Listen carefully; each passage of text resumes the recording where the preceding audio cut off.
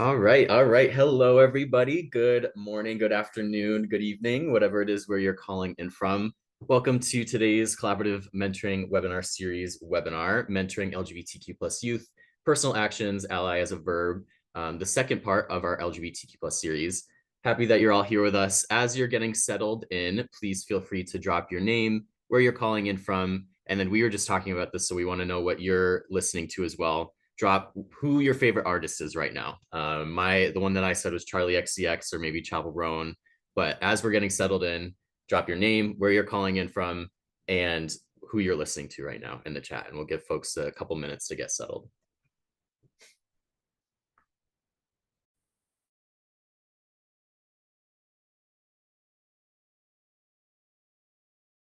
Also remember to click the three dots in the chat box to make sure that everybody can see it. If you're just joining in, welcome to today's webinar, Mentoring LGBTQ plus youth, Personal Actions, Ally as a Verb. Very excited that you're here with us today, and we'll get started in just a couple minutes. Again, feel free to drop in your name, where you're calling in from, and what you're listening to right now. Awesome. Alex kicking us off from Nebraska. Haven't heard of them. Here come the mummies. I'll have to check them out after this. Righty.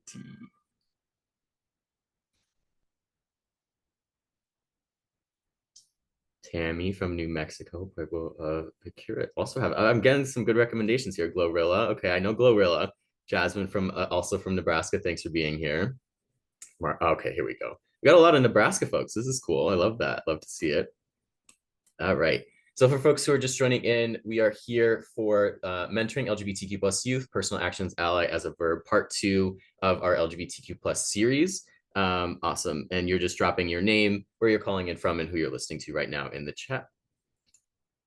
Okay, here we go. I'm seeing a couple other Chappell Roan listeners. Happy to see it. Love to see that. Tracy Chapman, an absolute icon, legend. Awesome. DC. Amazing.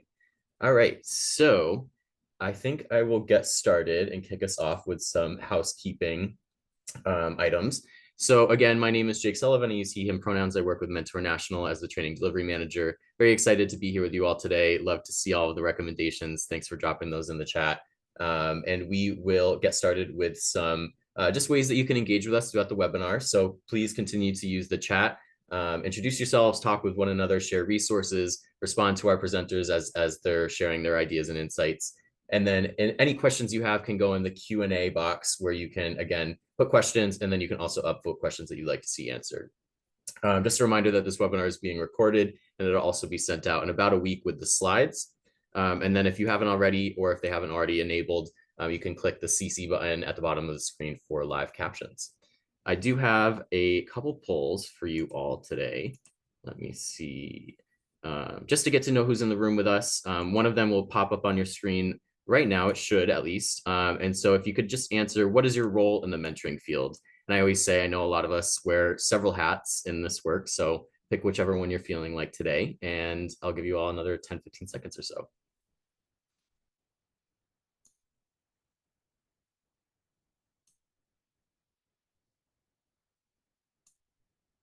Cindy Lauper. Natalie, great to see that you're here from Mass Mentoring Partnership, one of our amazing affiliates. Oh, listening to audiobooks. Okay, love that answer as well. Awesome. So another 10 seconds or so to answer the poll on the screen, and then we'll go on to our next one.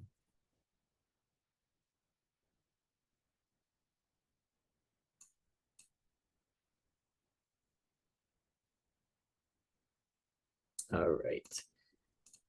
So it looks like, okay, I should share that to you all. It looks like most of us are mentoring program staff or practitioners, but then we do have a few folks from our national or affiliate staff. So great to see you all here. Then we do have a bunch of mentors, which is always great to see. Researchers, a couple funders. And if you put other, I'm always curious to hear what your position is. What should we add to this list maybe? So if you're one of those 3 people who said other, feel free to share that with us in the chat. I think actually that is the one that I have for today. So without further ado, I'm very excited to pass it over to the 2 people who are going to be our presenters. They're absolutely amazing. Nia Clark and Dr. Christian Rummel, who will be leading us through this conversation. Yeah, I'll pass it over to you all, and I'll be in the chat if anybody needs anything. Good afternoon or good morning to folks, wherever you are. My name is Nia Desiree Clark. I use the She series, and welcome to Mentoring LGBTQ plus youth, personal actions, or as we call it, being an ally as a verb. So not just in who you are, but the actions that you actually take. By the way, side note, I'm totally opening up my Spotify and looking for some of these songs and artists.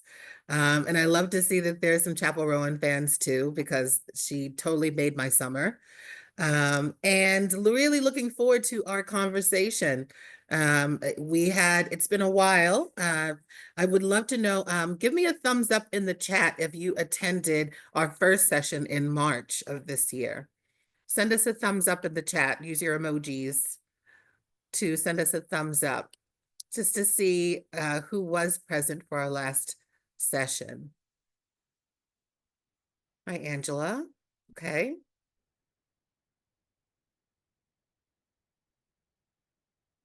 Okay, so it looks like there's a couple people, a few people. Wonderful. Well, today is going to be a continuance of that conversation. We talked about policies and research. Today is how you show up for these young people. Oftentimes, this is the meat and potatoes of what people actually want are those interventions, what to do in the moment, how to have conversations, and this is that webinar. All right, so if we move forward in the slides, so you may remember, for folks who did give me the thumbs up, we had a conversation in March showing you the research on lived experience. We talked about some of the laws that have been proposed. At the time, they were in the 400s. We're going to share with you what number of laws there are in place now since January of this year, and then also getting your commitment to action. Today is, focusing on your tools to being an ally, how to handle critical moments, and then also introducing and reintroducing you all to the Pride series, the Pride series of assets for queer youth.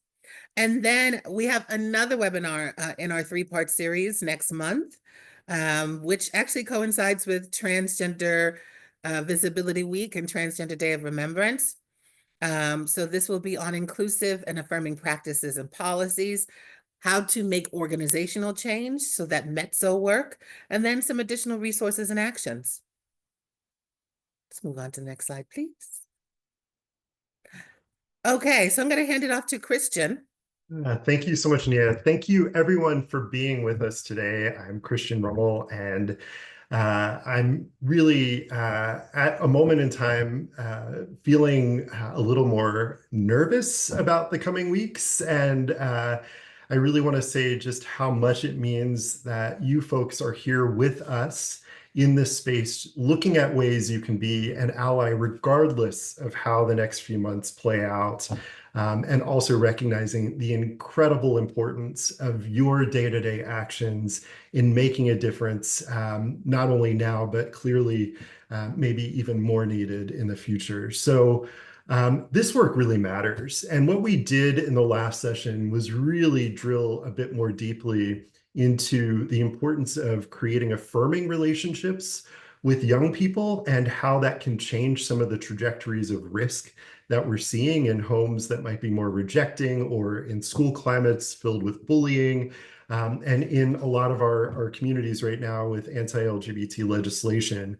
Affirming actions matter, and they can clearly make a difference in a young person's life. And in fact, we just saw research come out from the Trevor Institute, this Trevor project this week, highlighting the number of kids that are attempting suicide are going up 72% because of the current climate that we're in. And so already we were finding that every 45 seconds an LGBTQ young person attempts suicide in our country. Those numbers are, as expected, going up. And what we found this year, in part of the conversation we started in March, which clearly has continued because we are now up to 530 anti-LGBT bills that have been sponsored across the country. These bills include bans on gender-affirming care, bathroom bans, sports bans, don't say gay laws, LGBTQ erasure laws, pronoun refusal, forced outing laws, and anti-drag laws. Um, the importance here is to know that the climate is pretty hostile, and that when we looked at our first session, it was a call to action. It was a call for each of us to take a moment and to think about what we could do individually to make a difference. What I want to show on the next slide is how you all responded in that first session, which was your way that you committed to taking at least one action to make a difference. And Jake put this together in these really important bucket areas of actions and allyship that you all committed to. The first was advocacy. There were a lot of folks that committed to researching some of the laws, going to use some of the links we shared from the ACLU, also raising their own awareness of what the laws involved, and of course, voting or contacting representatives to discuss what that might mean for kids in your care or in your lives. Other folks talked about training and education, wanting to train mentors on how to be allies, supporting those critical moments. Of course, we'll be doing a little bit of that today as well and giving you some of those skills. Looking at including LGBTQ plus issues in existing mentoring programs, sharing information learned from the webinar. Thank you with colleagues and your teams, educating others about the importance of supporting, and I would also argue, affirming LGBTQ plus youth. Other things you agreed and said you were going to take action around was creating inclusive spaces, looking at suicide prevention efforts, promoting visible allyship, creating inclusive spaces, establishing affinity spaces or cohorts, ensuring your programs are intentionally inclusive. Other folks talked about community engagement, support, connecting to share resources or affirm your programming for kids that are in your service space, and then supporting gender expression. The last two bucket areas are around personal growth and commitment, which again, we will focus a little bit more on some of those bucket areas that each of us can grow in and bring from our own well of lived experience into our role as allies. But those of you that were taking action talked about being more mindful of pronouns, thinking about the importance of language, uplifting LGBTQ plus youth, showing genuine care. And then the last area was around sharing information. So making sure that there is and are resources available to kids that you're working with, and then encouraging others to attend and view the series. And so we really want to thank you. The work that Nia and I do is all about a ripple effect. And what we are attempting to do in this series is to drop the pebble in the water and have it ripple out in the way that change happens in vulnerable spaces with empathy that goes to kind of the ways that we can change the nature of what's in front of us. And so I really want to thank you for the ripple effect that you all have committed to. And we're going to continue to ask you to commit to, especially in the coming months. So that is kind of an overview of our last session and where we were. Nia is going to talk about what we're going to cover today. Okay, so in our webinars, Christian and I, as business partners, as trainers, presenters, Christian is known as the dork, and I am known as the diva. So our energies are different, but that's what gives us our Schlemiel Schlemazel, Haas and Pfeffer Incorporated. And so I want to make sure I'm used to a lot of engagement in our webinars. And so I know that you all can't talk to us directly, but I want to know what your thoughts are. I want to know what's resonating with you as we type. I want you all to feel comfortable typing into the chat, sharing resources, correcting us if we've gotten something wrong, letting us know. We want the chat to be active so that we're getting the impression or the understanding that you're picking up what we're putting down. Okay? Thank you for your humor as a community engagement tool. People don't know that humor can be a value, a personal value, and that's one of my biggest personal values is that humor, comes from vulnerability. It creates vulnerability, and that's a place from which we can foster safer spaces or spaces for sharing. So today we're going to, we kind of did some of the highlights from the previous session. We are going to reintroduce ourselves and kind of do a deeper dive into who we are and why this work matters to us. We're also going to do some great activities to help you to understand how empathy works.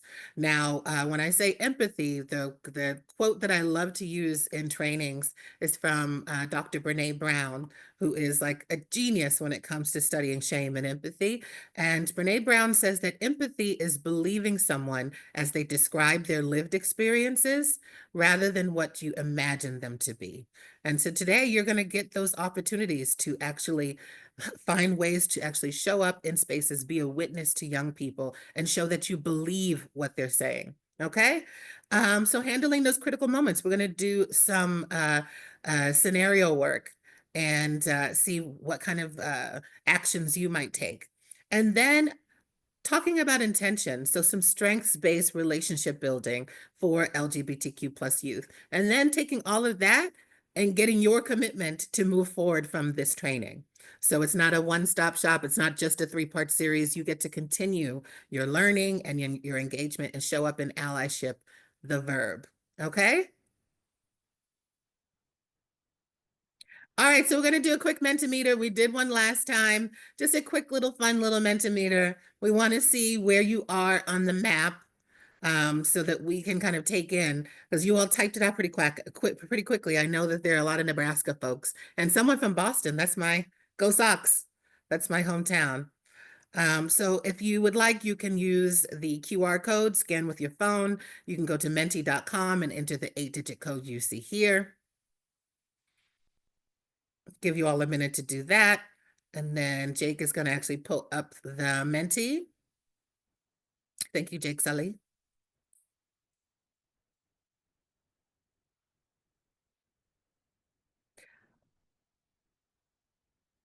Okay, so yeah, pin where you're located right now. And also, as you're pinning, type into the chat if you have an awareness of any sort of anti-LGBT laws that are currently being proposed or that have been passed in your location. Okay, so we got some folks from Illinois. I think the one up top is the person from Newfoundland. Washington State. Grand Rapids. Okay, so yes, Rachel, that's you. Oh, okay, Annie. On election day, our Proposition 1 will codify abortion in our Constitution. Okay, that's okay. Okay. Yes, so as you're pinning your location, type into the chat, into your location. You're on the map, but I can't click. If you can't click, sometimes that refreshing your web browser, and sometimes it works better on Chrome than it does on Edge or Firefox. Okay, Emma, you say you're currently in Maryland. That's where I am now. I'm in Chevy Chase, but you're from Indiana. Yes, yeah.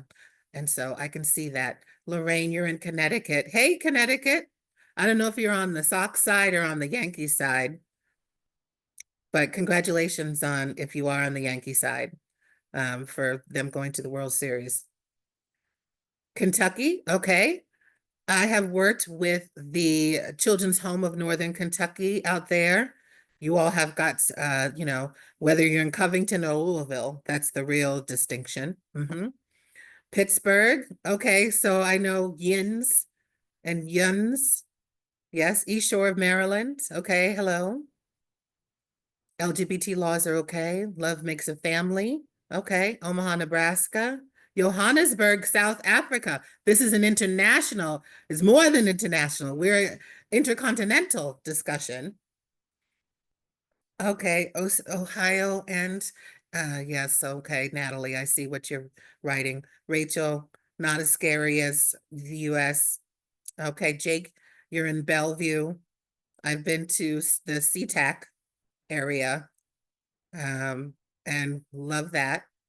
And that's actually Washington State is where the original Youth Voice Handbook came out. It's like, for me, it's like a Bible of how to engage young people in youth development opportunities. Indiana, based out of DC now. Hello, DC. I'm working in DuPont Circle. Okay, we'll see. 9 anti-trans bills in North Carolina. Andy, I'm so sorry. We did some work. Andy, Andy, I know we've met before, worked together before when you were working with Big Brothers, Big Sisters of America with me and Christian. I'm really sorry to hear what's going on in North Carolina, and my heart goes out to you and other folks who've had some uh, real climate related traumas and issues there. So I see you. Florida, Alberta, Knoxville, Tennessee. Uh, Kaylin, I feel for you in Florida. Yes, and my heart goes out to you as well. 15 bills in Kentucky. Hi, Em. Nice to see you again. We had some moms for, oh my goodness, I can't even. Moms for Liberty. Okay. All right. So this gives Christian and I an awareness of what many of you all are facing now, because we may be subject matter experts, but we are not experts of your geography. We are not experts of your communities. And so we look to you as this being a shared learning opportunity. So it helps us to have that foundation and awareness as we go into this conversation. We'll move on to the next slide. So let's do welcomes and introductions. I'm going to hand it off to Christian first to so you all can get reacquainted if you haven't worked with Christian before. Yeah, hi there. So I wanted to thank you all for sharing where you were from. I clearly have some friends up there around St. John's in Newfoundland.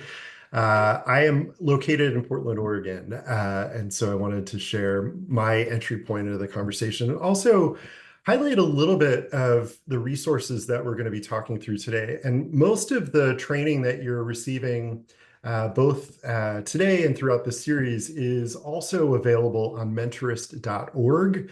There are a series of self-paced courses that cover research, lived experience, and then the assets of pride that we'll be covering today. So you are welcome and encouraged. It's free. It's something that you could use yourselves and or with your volunteers or folks in your communities to learn more about the day-to-day, not only the reasons why this is important, but the day-to-day actions that you can take. So I did want to highlight that before I shared a little bit more about who I am. And so on the next slide, I'll highlight a little bit more about my background professionally. And so I am a long time kind of person within the mentoring world. I've been working in mentoring for about 30 years almost now, which is just incredibly hard for me to believe. I'm the principal consultant at Mentorist. I was the co-author of the LGBTQ plus supplement to the Elements of Effective Practice, and I also have done a lot of research around homelessness, LGBTQ plus youth in juvenile justice settings, and then of course the role of mentors in the lives of LGBTQ plus young people. And so my professional story is important, but I really want to kind of introduce you to my personal story and who I am as kind of a person who is queer and is part of this community. And so in the next slide, I can preview a little bit of what my story is. And you'll also understand a little bit more as I share and as Nia shares how this experience with our lived experience has informed who we are. And then the stories that we're sharing are also inviting you into our experiences. So I want to start basically kind of looking back at my life, and the image in the lower left corner is me in 8th grade, so 1984. What you can't see is I had this really kind of amazing rainbow sweater that was located just below the cutoff of this photo. But I will say I really struggled as a kid. I always knew I was different. I started having language around being gay at a pretty young age. I also heard a lot of the language around me that was telling me that the life of someone who's gay was not something that I should feel proud of. I grew up just as HIV/AIDS had kind of happened, and all of the images of who I thought I was going to be and who I thought I deserved to be was filled with the people dying with scabs in hospital beds alone. My image of what it meant to be gay was really informed by the language around AIDS in the early days, by the language that people used to describe the fear that they had of gay people. It was something that I had a lot of shame around in who I was. And so my birthday wishes all the way through high school were to not be gay. Anytime I saw a four-leaf clover, I wished not to be gay. I had this internalized shame, and I also didn't want to share that with anyone, although the other kids around me clearly knew something was different about me. And I got bullied. I was pushed into lockers. This is my old high school in Delaware, where I would say some of the better days for me was actually to get through the front doors of those school without letting somebody see me cry. They were really difficult years, and they were years that I think, in a lot of ways, last for a lifetime because you hold all of those early formative ways that people describe who you are. And in a lot of ways, you spend a good chunk of your life trying to disrupt that and overcome that. It wasn't until I got to college that I ended up meeting who I describe as a possibility model. And that's one of the things we'll talk about today is this idea of people that can help you see your possibilities and help you grow into who you're meant to be. This is Melanie. This is Melanie and I on a road trip to New York City. We would go up there so that I could explore Broadway shows that had more positive representations of people like me. Melanie was the one that I would laugh with. She gave me language to help me start learning how to love myself as a gay man. She was the advocate in my life that really showed up and made a huge difference for me. In fact, we went to Provincetown where I got accosted by my first drag queen. And so we have lots of memories of laughing at that experience. Melanie was the best person at my wedding a decade ago. And so that photo is from San Francisco City Hall, November of 2014. In fact, my husband, John, uh, uh, on Monday, we celebrate our 15-year anniversary, and we're actually going up to Seattle to go to the place we had our first date. And so I want to say that that image was not what I grew up with, thinking was possible for myself. That image of having my family there, having love, feeling loved, and having a friend be there along the way was something I felt so strongly that I didn't deserve. And so, what I want to say, the work that we do and the work that I really aspire to do is to have people like Melanie, those possibility models, show up in mentoring roles and help young people see who they are in their strengths, see who they are and who they can become, and let them know just how loved they are.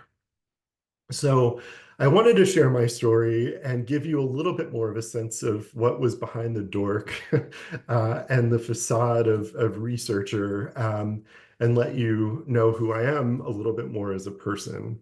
And so I'm going to pass this over to my dear friend Nia to share a little bit more about her background and her lived experience. Wow. Let me just take a moment and take that in. I've heard this story and Christian introduce himself and share his lived experience, but like knowing that your anniversary is next week and all that you have kind of worked through and that you've been able to find love and queer love, and that you are so happy. I'm so happy for you. And so I just want to give you that congratulations on your anniversary. Also, it looks like folks are sending you lots of love in the chat. And so I hope that you see that you have so much support from other practitioners and other adults who are rooting for you and are glad that you are in this role today. Thank you, Christian. So, okay, I'm all verklempt now. So, anyways, as you know, my name is Nia. I have been working with children, youth, and families for almost 20 years. I started out in residential settings and then moved into training. And so now I actually work at Human Rights Campaign Foundation, and I work on economic empowerment programming for Black and Brown LGBTQ plus young adults.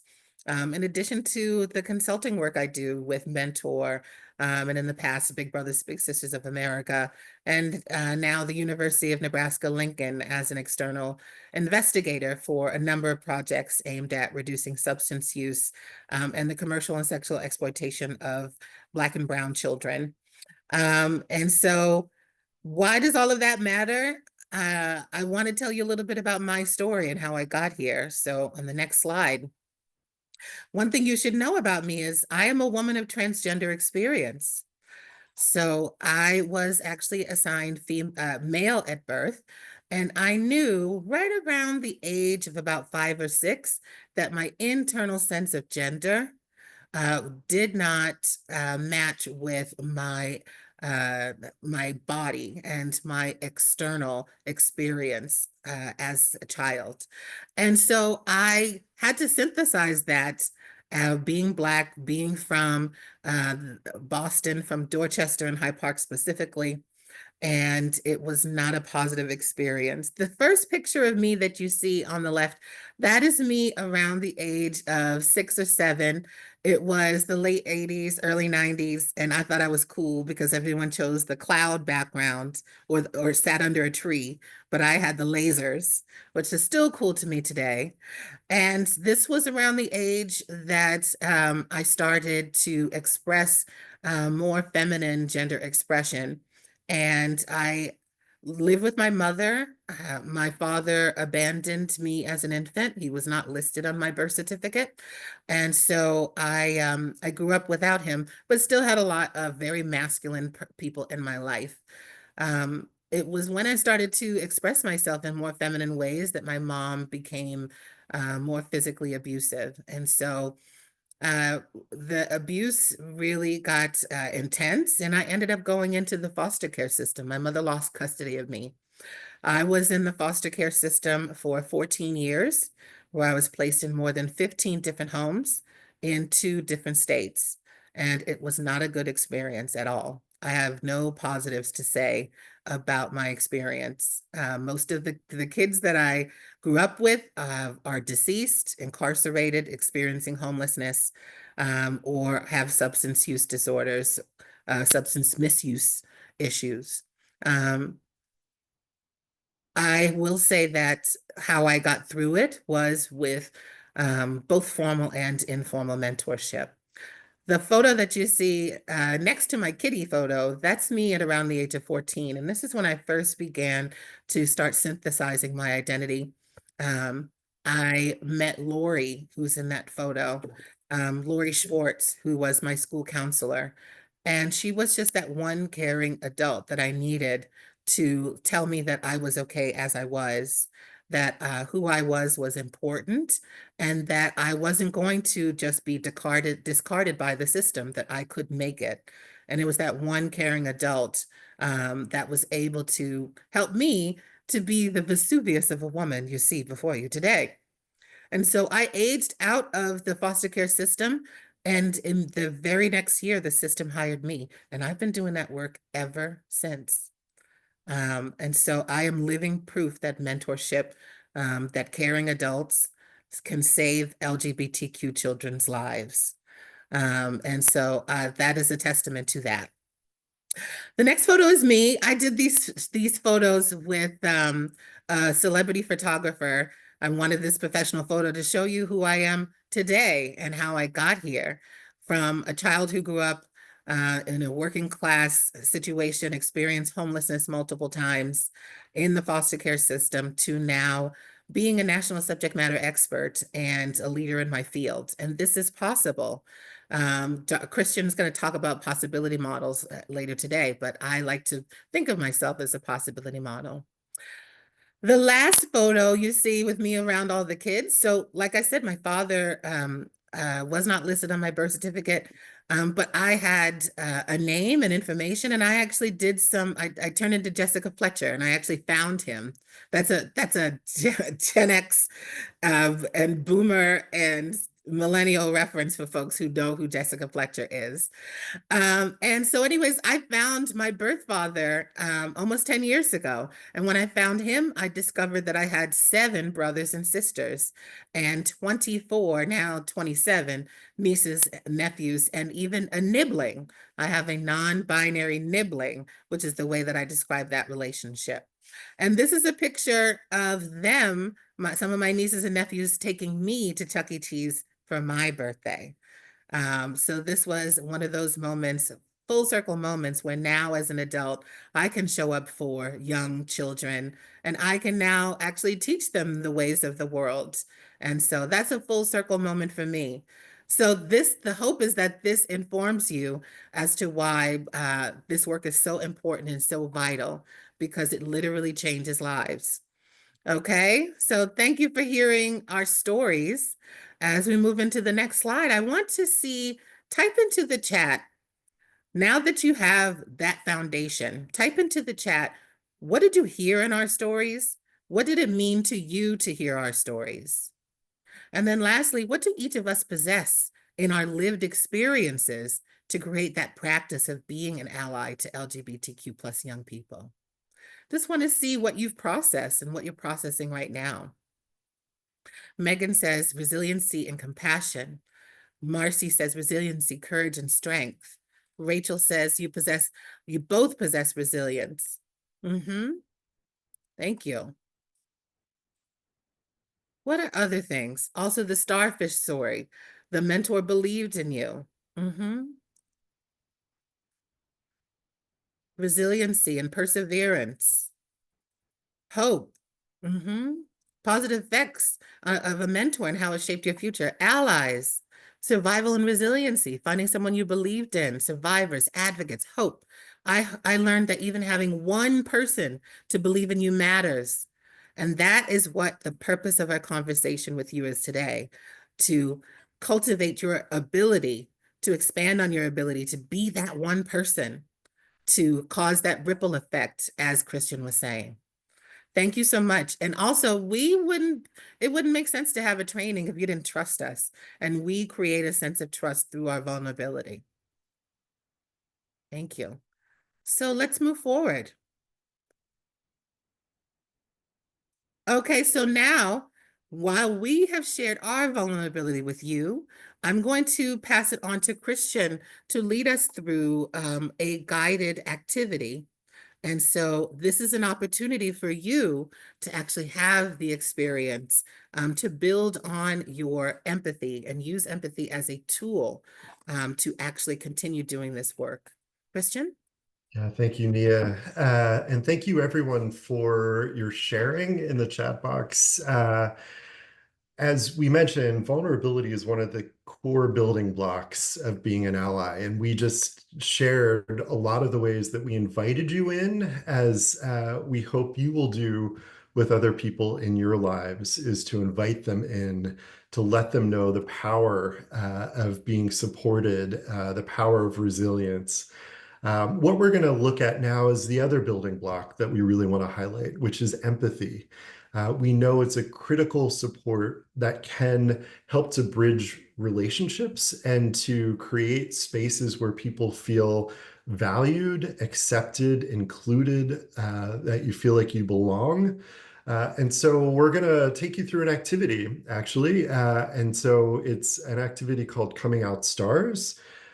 We try to do this in as many sessions as we can possibly do because it has such resonance with the experiences that LGBTQ young people might be having as they come out and they share who they are with people in their lives, and just the importance of having people affirm who you are as you're telling them and letting them in.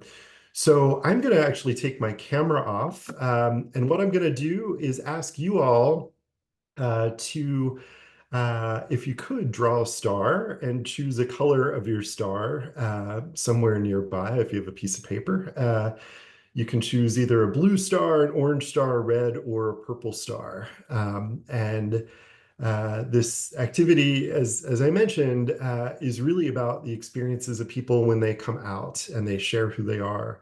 So for those of us from the community, as you heard in our stories, sometimes that can be a little bit more difficult. And so I want to say to those of you that are hearing this or participating and you're having moments that it may feel uncomfortable, feel free to step away, take a breath, do what you need to have that space that could really make a difference for you. So again, I'm going to take my video off and then I'm going to walk you through what I'm going to ask you to do in this activity. So at this point, you've drawn a star and you've picked either a blue, orange, a red, or a purple star. All right, so here we go. Imagine that this star represents your world with you in the center, and those things are people most important to you at each point of the star.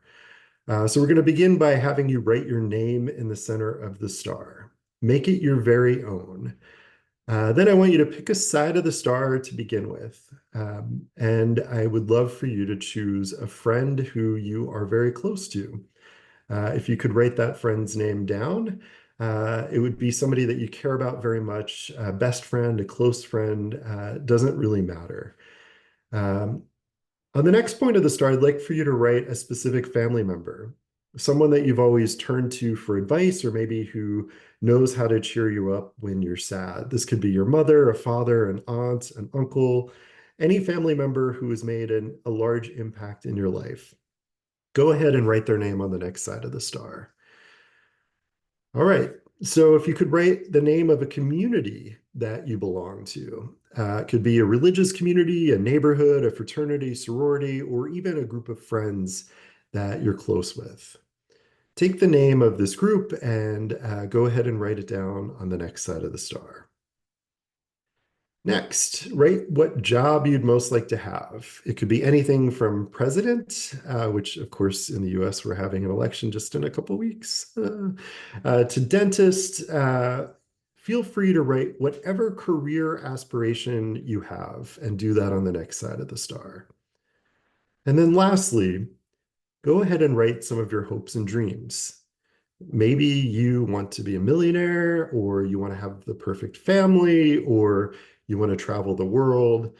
Think of a few things that you are hopeful for and that you dream about, and go ahead and write them on the last side of your star. All right, so in this activity, you are now an LGBTQ plus young person, and you're about to begin your coming out process. So as you are exploring how to share your truth with someone in your life, you decide that it's probably easiest to tell your friends first. These folks have always been there for you in the past, and you feel like they need to know. So if you chose a blue star, your friend has no problem with it. They've suspected it for some time now. They thank you for being honest with them. Luckily, they act no different towards you, and they accept you for who you are. If you have an orange or a purple star, your friends are kind of hesitant. They're a little irritated that you've waited so long to tell them, but you are confident that soon they will understand that being LGBTQ plus is just part of who you are. You just need to give them some time. If you could, circle the names on this part of your star. If you have a red star, you're met with anger and disgust. This friend who has been by your side in the past tells you that being LGBTQ plus is wrong. They can't associate with someone like that. If you have a red star, please scratch off the name. This friend is no longer part of your life. With most of you having such good luck with your friends, you decide that your family probably deserves to know. So you turn to your closest family member first so that you think it'll be a little easier when you talk with them. If you have a purple star, the conversation doesn't go exactly how you planned. Several questions are asked as to how this could have happened, but after lengthy discussion, this person who is close to you seems a little more at ease with it. Go ahead and circle the name on this star. This person will be an ally, but only with time. If you have a blue star, you're embraced by your family member. They are proud that you decided to come out. They tell you what courage you had. They let you know that they will always be there to support you. If you have an orange or a red star, your family member rejects the thought of being related to a person who is queer. Much like some of your friends, they're disgusted, and some of you are thrown out of your homes, or you're even disowned. If you have an orange or a red star, please scratch off the name. This family member is no longer in your life. Having told your friends and family, the wheels have started to turn, and soon members of your community begin to become aware of who you are. If you have a purple or a blue star, you are accepted by your community. They continue to embrace you like anyone else, and together you celebrate the growing group of diversity within your community. If you have an orange star, you're met with a mixed response. Some accept you, and some don't know what to think. You remain part of the community, and with time, will fit in as you once did. If you have an orange star, please circle the name of this community. If you have a red star, your community reacts with hatred. They tell you that someone like you doesn't belong in with them. Those who had supported you in your times of need no longer speak to you or acknowledge you. If you have a red star, please scratch off the name of this community. You are no longer part of it. You've heard that rumors have started circulating at work regarding who you are. In the past, you've made it a point to confront these rumors as soon as they began, but now you're not so sure if it will do more harm than good. But unfortunately, you don't have the chance. If you have a blue star, your coworkers begin to approach you and they let you know that they've heard the rumors and that they don't care. They will support you. Your bosses react the same way, letting you know that you do good work and that's all that matters. If you have a purple star, your workplace has become quite interesting. Everyone seems to think that you're queer, even though you haven't mentioned it to anyone or confirmed any of the rumors. Some people speak to you less, but the environment has not seemed to change too drastically. If you have a purple star, please circle the name of this job. If you have a red or an orange star, you continue to work as though nothing is happening, ignoring the rumors that have spread throughout your workplace. One day, you come in to find that your office has been packed up. You're called into your boss's office and she explains that you're being fired. When you ask why, she tells you that lately your work has been less than satisfactory and that she's had to make some cutbacks in your area. If you have a red or an orange star, please scratch off the name of this job. Now, your future lies ahead of you as a queer person. Your hopes, your dreams, the things that you wrote in your star. For some of you, these are all that remain. If you have a purple, a blue, or an orange star, these hopes are what keep you going. Most of you have been met with some sort of rejection since beginning your coming out process, but you've managed to continue to live a happy and a healthy life. Your personal hopes, your dreams, can become a reality. If you have a red star, you fall into despair. You've been met with rejection after rejection after rejection, and you find it impossible to accomplish your goals without the support and the love of your friends, your community, your family. You become depressed, and with nowhere else to turn, many of you begin to internalize the shame that you've experienced. Eventually, you feel like your life is no longer worth living. If you have a red star, please scratch off your name.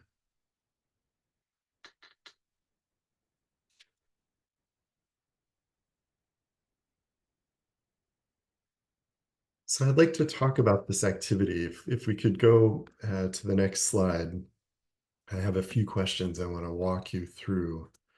The first part is, could anybody just share a little bit more about what your experience was with this activity? How did it make you feel?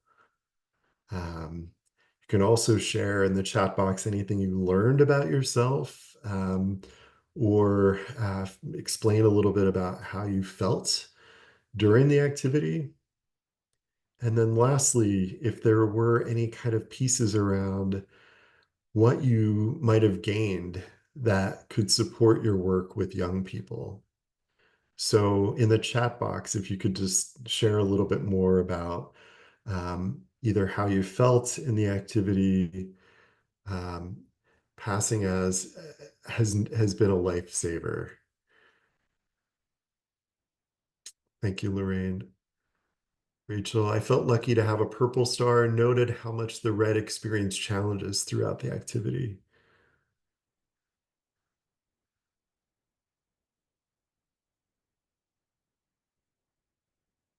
And if you think about the stories that Nia and I shared, those are some of the examples of being rejected by family or from community or in our schools. Um, Amanda, I felt lucky to have had so many people who supported me as a purple star, and my heart hurt thinking about those, like the red star, and the struggles of feeling alone. And as we saw in our first session, having those affirming responses to when young people come out, having affirming responses throughout this experience, which is not a one and done. Coming out is a lifetime. We're constantly doing it. Having folks that affirm you, it makes a significant difference, especially for young people. Gained how important it is to be a safe person for an LGBTQ youth, because they could be the only one that they had to keep them alive. Absolutely. I was glad I didn't choose red. I felt grateful for the caring people in my life. I was heartbroken to know that people only have hope and that it's easy to be pulled into depression, and that those networks of support can disappear.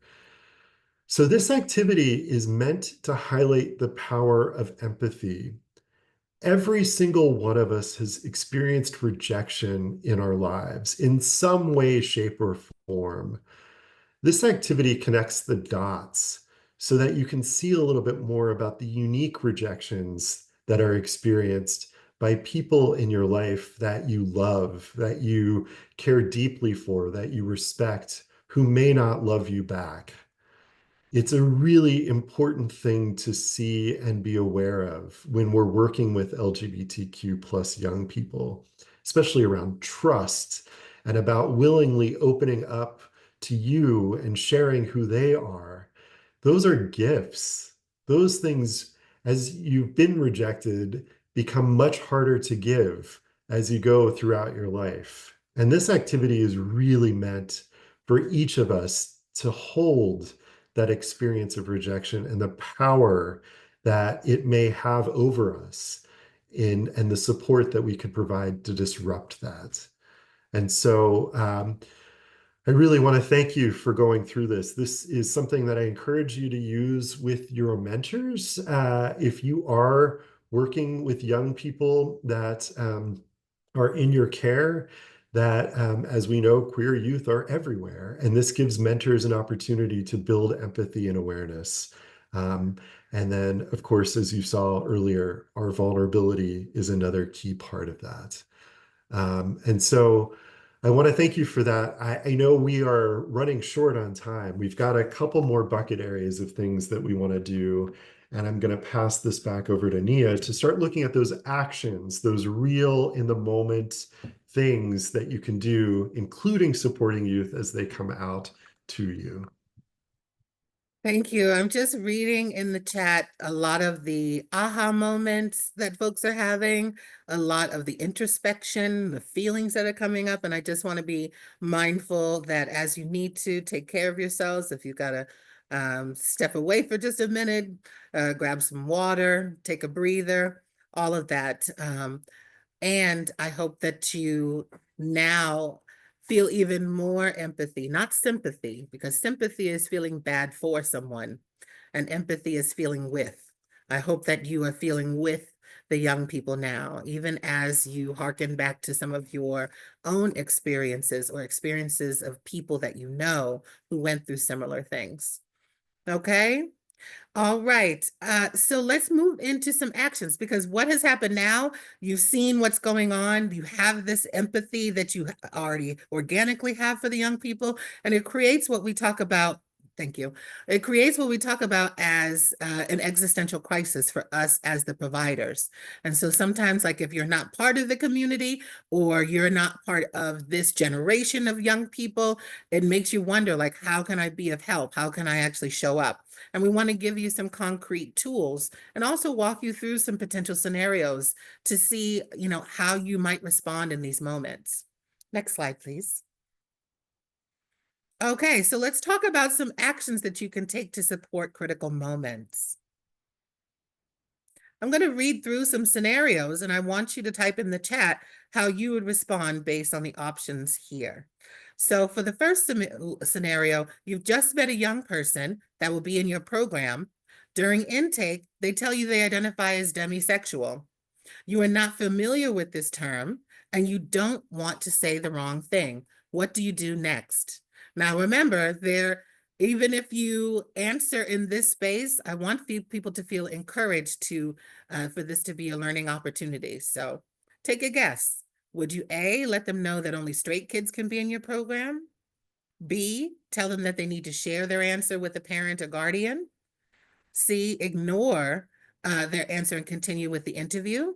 Or D, ask the young person what demisexual means to them and thank them for sharing? Okay. Yes.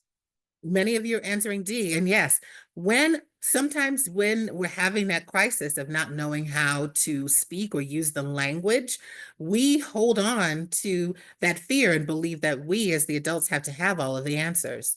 But if you're working in youth services, if you're working with young people, empower them to be the ones to tell you what their truth is for them.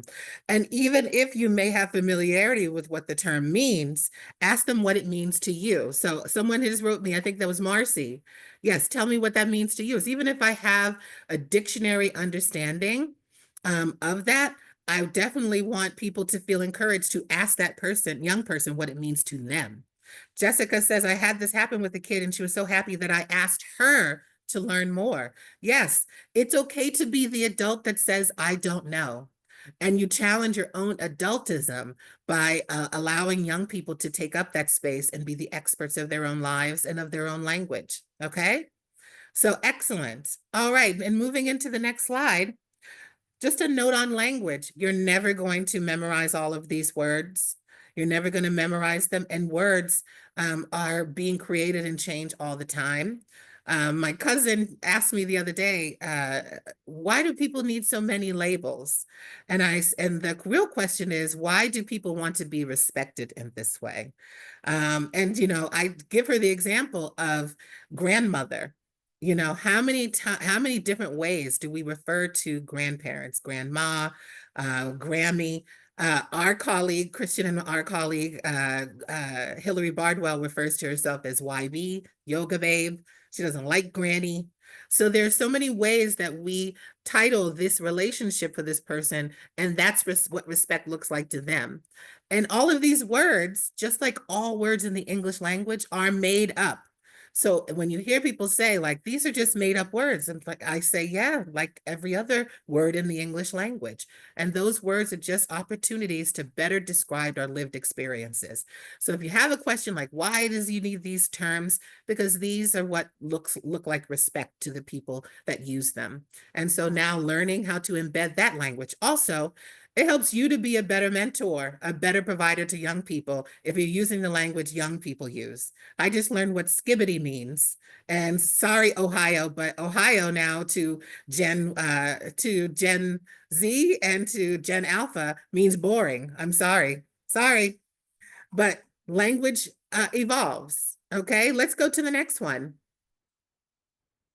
So using a youth-centered approach, like I said before, I'm just summarizing this. If you don't know, ask and be honest that you're still where you are in your learning. It actually makes them more likely to tell you things. And you can look at this as empathy is with, right? Doing it with them. Understand that young person may be finding new language. It's okay for them to figure out what words work best for me, what words and what language works best for me. Okay, respect their confidentiality. And then also take a look at your policies. We're going to talk about that a little bit, but how are your policies supporting these moments? What are you doing in practice to prepare mentors for a young person who may identify as demisexual?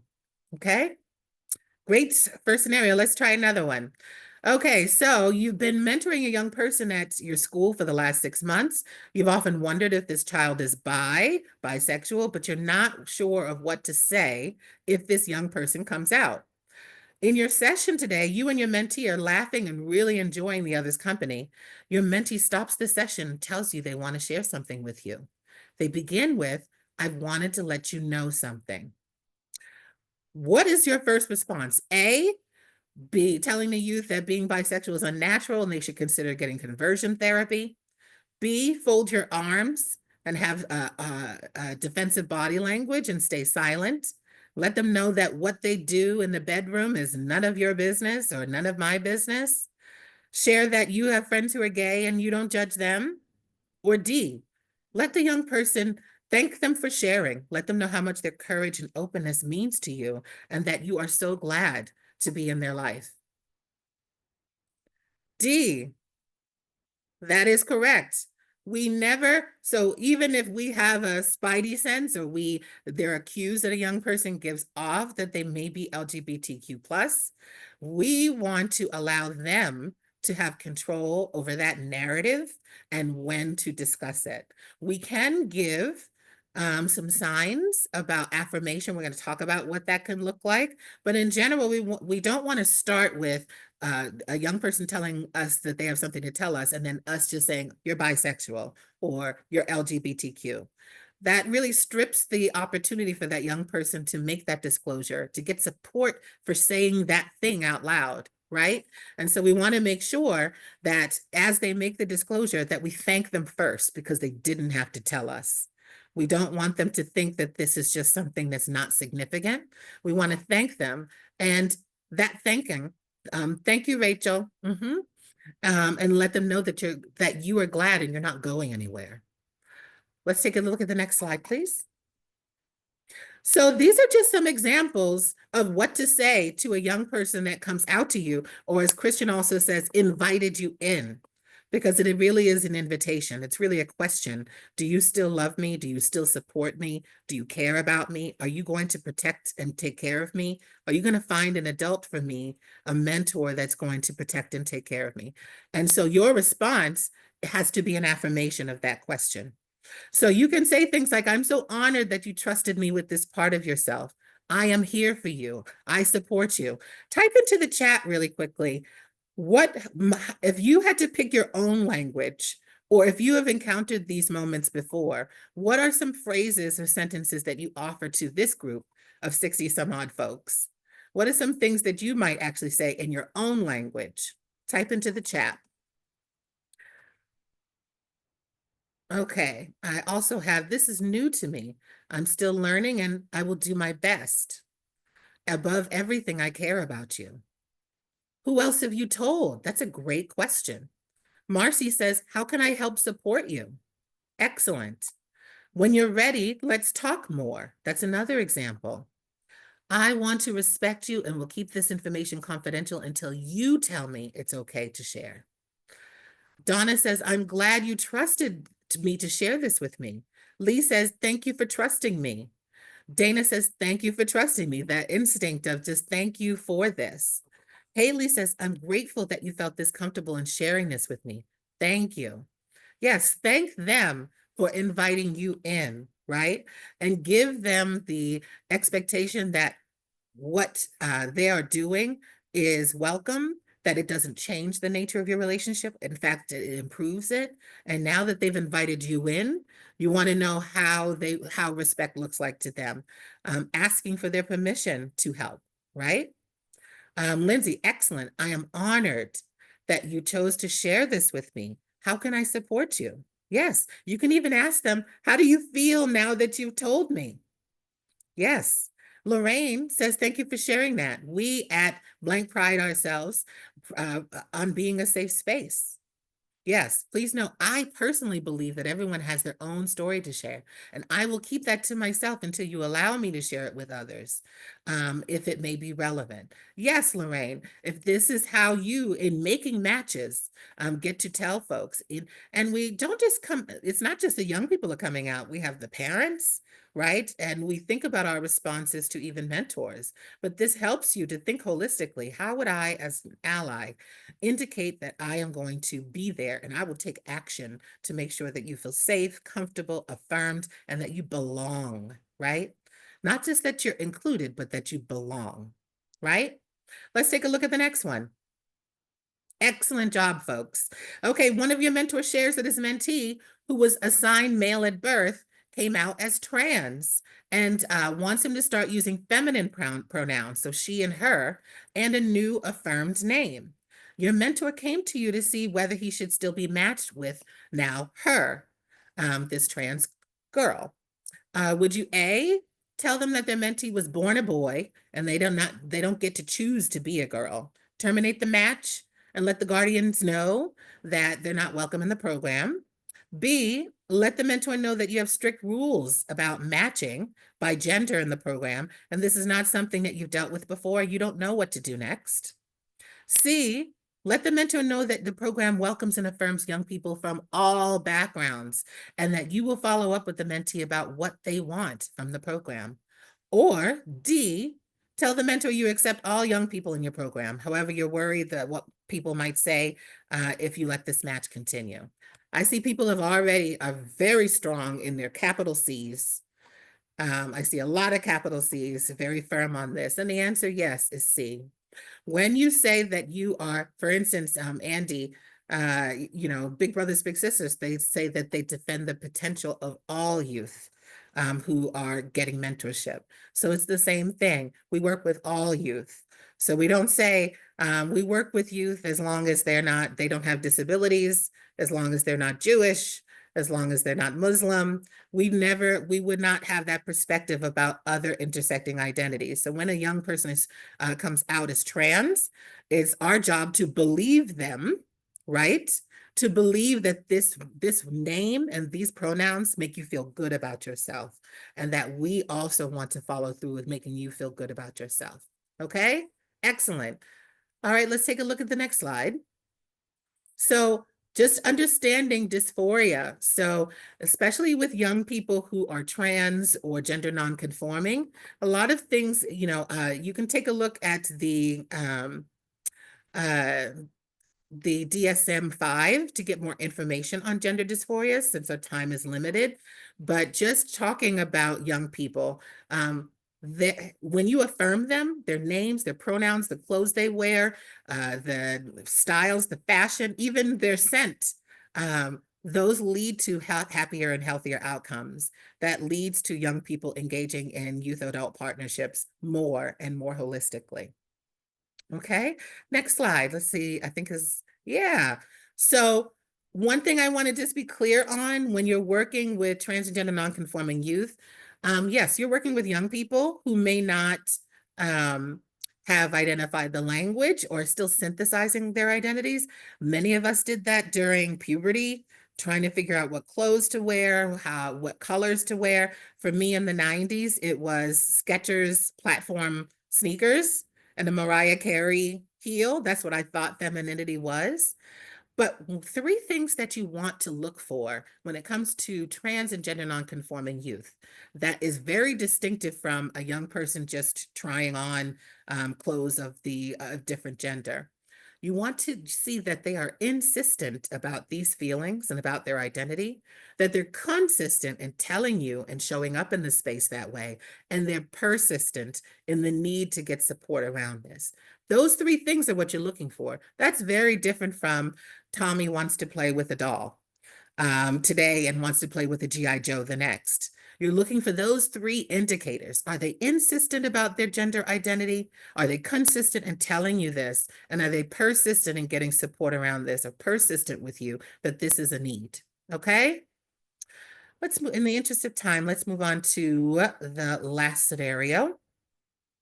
If they're in the midst of the questioning phase, we go with what their energy is. So we know that young people may be in the questioning phase. You can let them know that it's absolutely okay to be in questioning. Many of the young people I work with, so I work with a group of trans youth, and I oversee a mentoring program online specifically for trans youth. And some of them are questioning. Some of them come into the virtual space with a name and pronoun one week, and the next week they're trying out something different. And I let them show up in the way that they want to show up. And I go with that. I don't have any sort of judgments of, oh, well, you're this today, you're that tomorrow. None of that occurs to me. I believe them as they show up in that space, and I follow their lead as a young person. That's how I challenge my adultism and believing that I know what's best for them, or that they don't know themselves. As a former foster youth, I know that sometimes the adults don't know anything about what they're doing with kids. So I let them show up in the ways that they show up. And if that changes, I shift with them. I meet that young person where they're at. Okay, so you're doing an intake with the guardian about match preferences. The parent requests a straight Black mentor to work with their gay child. They want the child to have a positive male role model that doesn't encourage girly stuff. A, would you tell the parent you don't accept gay mentors in your program? B, let them know that you don't ask questions or match based on sexual orientation because it has nothing to do with your program. C, let the parent know that you're there to support their child and that you make matches with the best possible mentor. Or D, share more about the program screening and the suitability criteria, and that you value volunteers from all walks of life, including LGBTQ plus mentors. Remind them this is an inclusive space for all. So I see there are some folks that are in the C territory and in the D territory. So yes, for folks who are feeling that they're in the C and D territory, that's the balance that you have to find, right? Because at the end of the day, it is, you never want to forget who the parent is. And by show of hands, you can put an emoji in the chat. How many of you have had folks come to the program saying, I want someone who has a master's degree, someone who's in the sciences, they must be this ethnicity, they must have make this kind of income. Put an emoji in the chat if you've had, or say yes if you have heard that, where a parent comes in with what may be unrealistic expectations of the pool of mentors that you actually have, right? And so sometimes you have to be honest with that parent and identify, ask some more questions. What is girly stuff? Because there's some cultural barriers here, right? And ask them what they believe mentorship is actually about. Ask them what are the qualities in a mentor that they're looking for. So what is a positive male role model? It is not a bad thing to do your due diligence as a provider and ask them more questions, right? But we have encountered so many parents who have unrealistic expectations, and we want to let them know what our policy is around working with LGBTQ plus mentors, and that we do serve all, and also be realistic about what girly stuff is and what the parameters of a mentoring program can and cannot be. Okay? All right, let's move on to the next slide.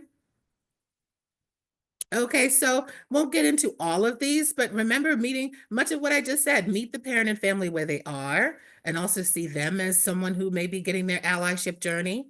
If they know their child is LGBT, right? These are some additional things from the Family Acceptance Project, and we will make sure that you get access to this and also some other resources around how to bring family into the fold. All right, let's move on. So just though going over the spectrum of LGBTQ plus inclusion, you may find yourself in this spectrum if you are an ally, or even if you're a person who is, you may be a sexual minority, but you may not be trans or gender nonconforming. And there's a spectrum that if you as an ally will go through, or that you've encountered others going through. And it starts on the left from rejection, where you encounter people who are boldly against LGBTQ folks and view being LGBT as a choice. So not actually believing that people know who they are. Um, you know, a lot of argumentativeness that that it's immoral to be LGBT, or it's predatory for adults to be LGBT around children. There also are the saviors in our profession, folks who actually believe that being LGBT has to do with a sexual addiction or perversion, that it's a treatable mental illness, that conversion therapy, which is proven to be categorically horrible for LGBT children, or that this is a result, being LGBT is something, somebody must have done something to you, right? And then we get to a place of being tolerant. What we want to really focus on is inclusion, right? So this is where we want you all in your allyship journey to get to.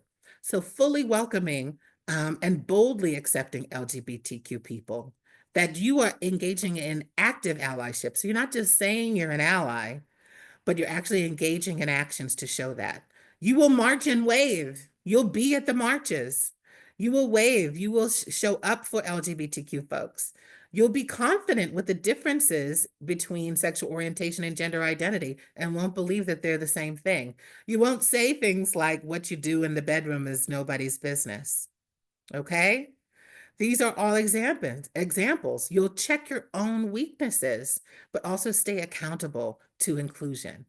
Think about where you are on this spectrum. You don't have to type it, but maybe are you still in the accepting phase of who am I to judge? Or I treat everybody exactly the same and don't really recognize the things that make people different. And that may show up in my practice, right? Am I passive and I just tell people I am an ally? Or am I actually doing things but just accept the existence that LGBT people are out there, right? But I still question if these identities are valid. Do I believe that these people know themselves and that these people are who they know themselves to be?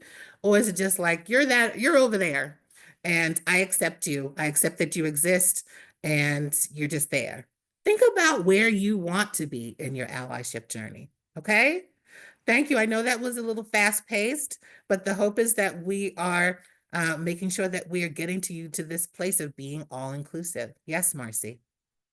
I will pass it back to Christian. Oh, actually, one more thing. Oh, this is what you really want. Christian and I put together a whole bunch of resources on how you can start doing more of this work. So if you're wanting to help a young person with coming out, HRC has coming out resources. There's a one sheet from Safe Zone Project on what to say when a young person comes out in specific sentences and examples. Even if you are working in development and you're writing grants or you're having to write about young people, learning from the APA how to have bias-free language about sexual orientation and gender identity, how to take a lot of that out and write even more inclusively. How to continue being an ally or how to build others in their allyship journey. And then also, thank you. And then also community-specific resources. So recognizing the intersections of being Black, being brown, being multisexual, bisexual, demisexual, etc. Jake is going to make sure that you all get access to these slides, and these will be clickable and bring you directly to each resource. Thank you. All right, so we have just a little bit of time left, and we want to go into one last block of information, and it really is the day-to-day ways that we can be an ally. What Nia just previewed was what happens in those critical moments when there's a challenge, when there's an issue. What are the ways that you can create a space that's inclusive and affirming? What we're going to look at now for a couple moments are these assets of pride and kind of the strategies that you can use to infuse different conversations, intentions, activities into your relationships that can foster a broader kind of network of support and a broader kind of approach that really invests in young people. All of these, as I mentioned, on mentorist.org, you can kind of go through and do these self-paced courses. They're clearly something that I want to make sure as many folks have access to as possible, so they are free. I want to highlight on the next couple of slides, this really is a strengths-based approach because we know a lot of times when we talk about LGBT kids, that they are faced with deficits, they are faced with barriers, they are faced with challenges. And so this particular approach at focusing on these assets of pride, and I'll talk about them in a quick moment, are really to foster those areas that could be the most beneficial to help them grow into who they're meant to be. And so I'll share a little bit more. The assets of pride, they're basically these 5 different bucket areas, and they're focused on possibilities, resilience, identity, development, and engagement. We'll look at possibilities in kind of what we have time for today. But that is this idea that each of us can help an LGBTQ young person start seeing themselves and their hopeful future in a lot of ways differently from what they might be experiencing in their day-to-day. We can be a looking glass to them to help them see their strengths, their beauty, the way that they can be in the world. And we can also help to create those supports that allow them to grow into those possibilities. Possibilities is huge, especially for a group of kids that may be feeling hopeless. So helping them look at their goals, helping them think through ways that they can see themselves differently, helping them unlearn some of the shame they might be experiencing right now, and then growing into who they're meant to be through the language you use with them. You all mentioned in a lot of ways the second piece, which is resilience. You heard this in our stories, but you see this in LGBTQ people every day. We are a resilient bunch. A lot of the conversation around resilience is kind of learning more about how people bounce back from adversity. So the second asset is focused on those strategies that we can use not only to help us have awareness of what chronic stress does to this group of young people and to people who are queer. We have a turtle activity where you actually can see whenever you are supported in different situations, how you come out of your shell because you feel safer. And the goal here is to create as many spaces for kids to come out of their shell as possible. The other part that I'm particularly proud of is this idea of helping kids grow a queer growth mindset. So the idea that you've seen it gets better, you've seen the videos, you probably are familiar with those kind of ways that people say it gets better, you can have a much more kind of hopeful life. Well, a queer growth mindset really comes back to this idea that each person who is queer possesses these strengths within themselves that can help them overcome the stressors that they're experiencing. That's through the day-to-day skills that they have, the way that they are able to build chosen families. There's a whole kind of assortment that many of us have, but it's this idea that we can look through how it gets better and what is it that we possess inside of ourselves and through our support networks that can help us overcome. So that is where that asset is. Identity is huge. And as we've talked about in coming out, it's something that happens over time. Young people are learning different ways of describing themselves. So if you are in a role as a mentor or a youth serving staff, to be able to attune to those changes and provide new resources or to guide a young person through some conversations that might be happening as they're coming out to a family member, or if they're experiencing bullying in school, all of those can be really pretty important as far as disrupting some of the kind of patterns that might be in place. So the fourth one is developmental relationships based on the research from the Search Institute. And we know that LGBTQ young people have access to so few developmental relationships in their lives. And so it really is finding ways to infuse all of those different components into your relationship with them.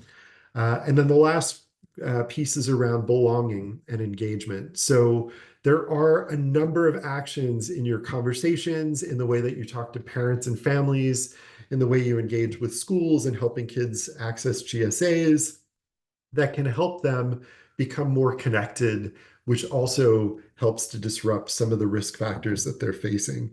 And so each of these assets are areas that you can invest in your relationship, in your one-to-one. There are a series of conversations, again, activity ideas and suggestions, and then also some of the research that helps to inform that. So I'm going to give a couple examples of the possibility module, and I think these are particularly salient for, again, our conversation about how we can help kids grow into a hopeful future. So you can skip that slide, and I just want to talk about the first one, which is to be a possibility model. This came from Laverne Cox, who I heard for the first time when she described herself as a possibility model for trans youth, to help them see that her example was one of many things that they can be, but her representation, her visibility was a way to really break down some barriers and give them opportunities to see themselves in her. So possibility models don't have to be queer. You can be an ally, you can be straight, you can be cisgender. The idea is that you can play a role, either bringing your vulnerability and empathy to your experiences. But if you are queer, living openly, authentically, translating, inviting people in so they can see the humanness of what it means to be queer. We often hear the word normal, which just drives me crazy. It's human. So being queer is being human. And so letting people see our stories, our pain, our vulnerability, it's some ways of helping them to understand just the impact of some of these horrific laws and horrific ways that people have experienced rejection, and also the personal side of that. And so the idea here is that each of us can be a possibility model by sharing our experiences and also showing the strengths, like the resilience, the ability to overcome, the ability to have a house, to have love, to get married, to do those things that you have as your goals, are all really important things to show up with, because they help to see what's possible for people from this community to be. So there's an activity on the next slide. We have a video. We're not going to play it, but one thing you can do with kids is ask them to write a letter describing how they see themselves, their future me. They can make a video talking back to themselves saying, "Dear future me, this is what's happened in your life since we last checked in." These videos, and they are in the Mentorist website, they are in the possibility section, I think they're really beautiful. They really highlight all of the ways that LGBT youth have hopes for their future, and also they show themselves overcoming some of the day-to-day things that are happening, which comes back to the queer growth mindset. They really do highlight that in their lives, there is a hope for something better than what they might be experiencing right now. So that's an activity you can do. Another thing that I want to highlight is goal setting. And it's a little bit different for queer kids than it is just talking about goals. It's actually looking at some of those bucket areas that might be more important, like emotions, social goals, relationships, problem solving. The next slide, we have a couple of those bucket areas. And again, all of this is on the website. But it gives you a sense of how to tweak some of these conversations to really speak to those areas that might be of critical importance. Like, what strengths do LGBT people like you possess? Like, whenever you're thinking about identity, that might be a really important thing to help a young person have awareness around. How do you see your identity contributing to a better world? What do you look for in a chosen family? All of those things are part of goals and conversations that can build goals around identity. The same goes for a lot of the relationship components. It does come back to helping you, as Nia says, visualize what the future holds, and that they can be empowered to work towards that. So last thing I want to share, and then I'll pass it over back to Jake, is this idea of being a looking glass self and the power that you have in the language you're using with LGBTQ youth to help them see the beauty that they have inside of themselves. And so we had a video. We don't have time because we are out of time. I played it in the last section. I want to play it everywhere because it is so empowering to hear people talk about trans kids with the beauty that they possess, the courage they hold, the power that they bring to their day to day, and to help them see that for themselves. And so there's a video that's called Dear Trans Kids, You're a Gift to This World. Again, we don't have time to play it, but it's on the website, as I keep saying. It always gets me teary because it really is the thing that each and every one of us should be saying to the kids in our lives every single day about how beautiful and courageous they are. As Nia says, as we close out, love to hear one word you're feeling to end this conversation. The last thing I'm going to say, mentorist.org, we can provide free technical assistance through the NMRC. We're also doing cohorts to help programs go through a process of updating policies and practices. You can learn more on the website too. We really look forward to our next session next month, which is going to focus more on policies and the organizational structure of creating inclusive spaces. With that said, back to Jake. Thank you so much for being with us today and all of the day-to-day work that you provide to young people. Yes, so as I put in the chat, type one word to describe how you're feeling at the end of this session. And I'm going to pass it to Jake. Thank you. Thank you so much, everyone. Awesome. Thank you both so much, Christian and Nia. This was an absolutely amazing presentation, jam-packed with so much information, so much heart and vulnerability. So thank you for that. And then, of course, always leaving us with so many tools and actual practices that we can implement in our work. So as you can see, I've been seeing the floating hearts and emojis throughout the entire time. People really are grateful for you both. So thank you for your willingness to be with us and share your knowledge, leaving us all inspired and hopeful, as folks are saying in the chat. A couple quick things. Again, we didn't have time for everything, but I really highly recommend everybody go back and look at these slides to make sure that you're getting all of the different activities and resources. They'll be shared out in about a week. You can always contact any of our mentor affiliates. We have a bunch all across the country that can support with training and resources, as well as the Mentoring Connector and National Mentoring Resource Center, again, for further resources and no-cost training and technical assistance for anything from screening to recruitment to program design and so on. Remember, we have a 3 to 4 minute anonymous survey. Let us know how we did. That'll pop up on your screen right after this. And again, you'll receive an email directing you to the webpage when everything is uploaded. Love that, Maddie. My cup is so full. Mine is as well. So thank you for being here. Last but not least, again, as Christian had mentioned, we have part 3 of this series, our last part for now, organizational actions, creating inclusive and affirming programs, on November 20th at 1 p.m. to 2:30 p.m. Eastern time. So thank you again so much for being here. Thank you for your engagement in the chat and with all of the emojis and in those activities. Wishing you all a wonderful rest of your day, and we'll see you on the next one. Take care, everybody. Goodbye, all. Thank you so much for coming.